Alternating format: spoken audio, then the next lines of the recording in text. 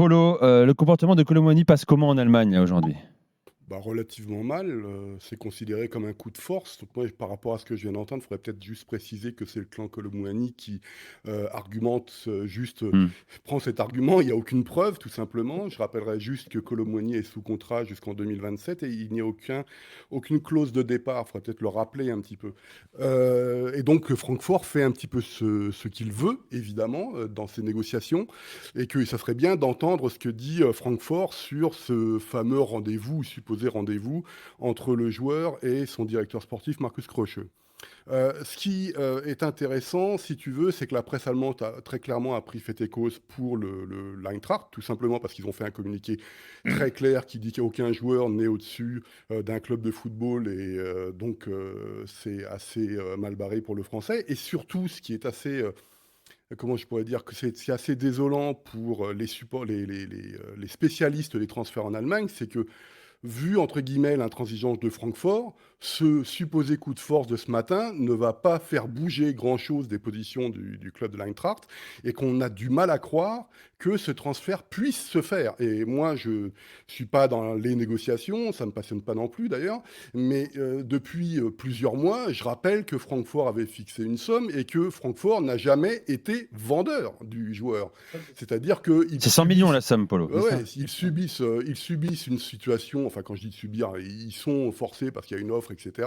Mais fondamentalement, j'ai jamais senti dans la communication du club allemand une volonté de se séparer du français. Et d'ailleurs, il était systématiquement aligné dans tous les matchs, comme vous l'avez rappelé. Mais je rappelle que dans un autre cas où on savait qu'il allait partir, c'était Lindström, et ben on s'est privé de lui, et notamment ce week-end en match de Bundesliga. Donc je pense Après, que Polo, ils sont pas vendeurs, mais ils mettent quand même un prix à 100 millions d'euros qui est assez clair. Ils ont quand même voulu Wai pendant la majeure partie de l'été pour peut-être chercher un remplaçant. Ekitike, Et ils veulent Hugo non, non, Ekitike. mais le donc cas d'Ekitike est beaucoup plus complexe en fait, parce que vu le salaire qu'il a au PSG, Francfort ne oui, peut c'est pas ça. s'aligner. Exactement, Donc oui. si vous voulez, ouais, mais enfin, faut pas tout mélanger, quoi. Je veux dire, au bout d'un moment, Francfort, ils ont rien demandé.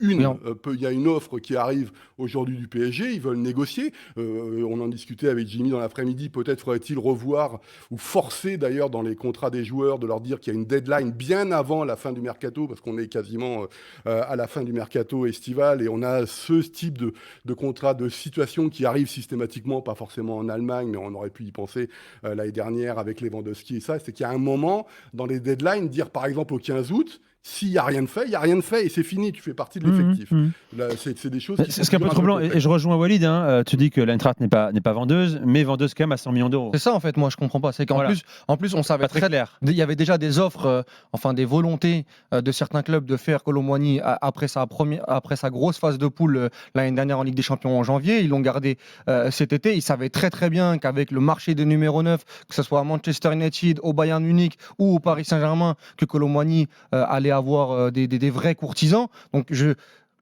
c'est pas pour ça qu'on est vendeur.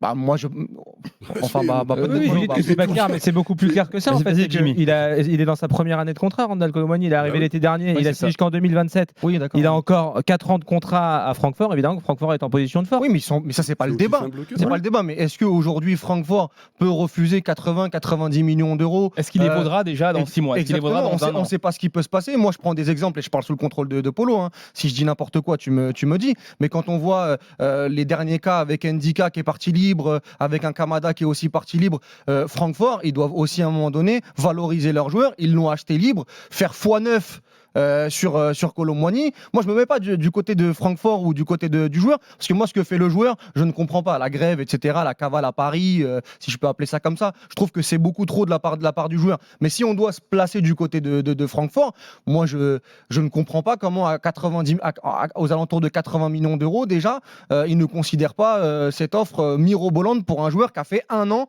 à Francfort. Et on ne sait même pas si Mais l'année prochaine, c'est il de la sera, il sera, il sera, spéculation. il sera du même niveau. Ça, c'est de la spéculation. C'est-à-dire Oui, que je suis là pour spéculer, moi, de toute si façon. Kolo Muani, ah bon, d'accord. Si Kolo Muani fait une deuxième excellente saison, pourquoi est-ce que ça serait pas dans ces eaux-là aussi?